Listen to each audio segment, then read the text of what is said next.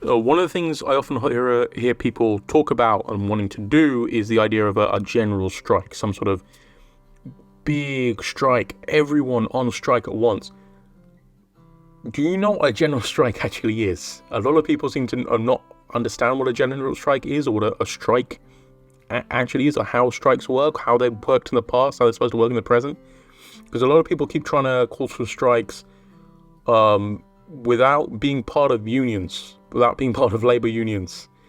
You need to be part of some sort of organization, sort of labor organization, and you need to have a lot of workers going on strike as part of an entire workplace or an entire industry or an entire area, entire like city or country for that to work. You need to actually have a sort of concentrated demonstration, a concentrated protest, a concentrated strike.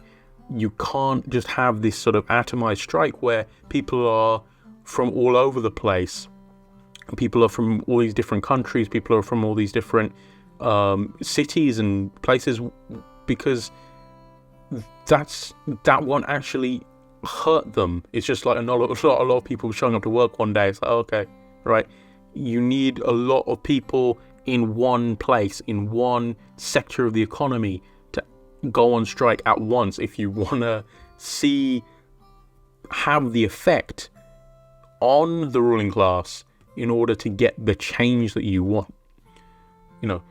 So if you think the general strike is a good idea, and it is a good idea, it is a very good idea. If you think it's a good idea, then you need to join a union, because they need radical voices in unions. You need to know who your union is if you're working.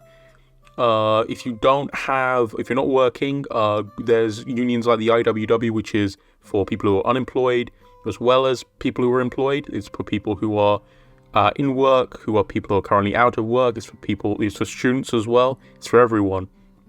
If you join an org like that, they can help you make links with people who are working, make links with ongoing campaigns for strikes, and you can help build the momentum towards a general strike, because general strike can't happen overnight. It has to happen when the labor movement is strong.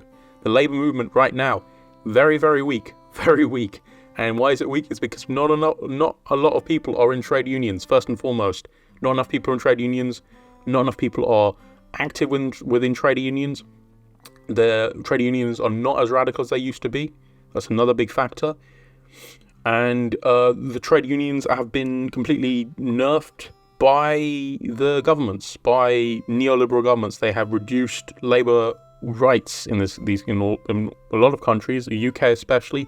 The Thatcher government did a hell of a lot to try and reduce union power, and it was very effective.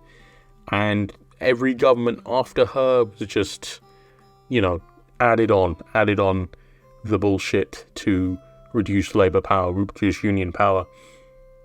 But the unions in the old days, in the 19th century, in the early 20th century, they didn't have any rights, they didn't have any powers, they didn't have any legal protections. They just did what they needed to do, and the police tried to beat the shit out of them for it. But because you don't have, you can build that power again. You can start building the power again without the legal protection, without any of that shit. If you have the numbers, if you have the support, if you have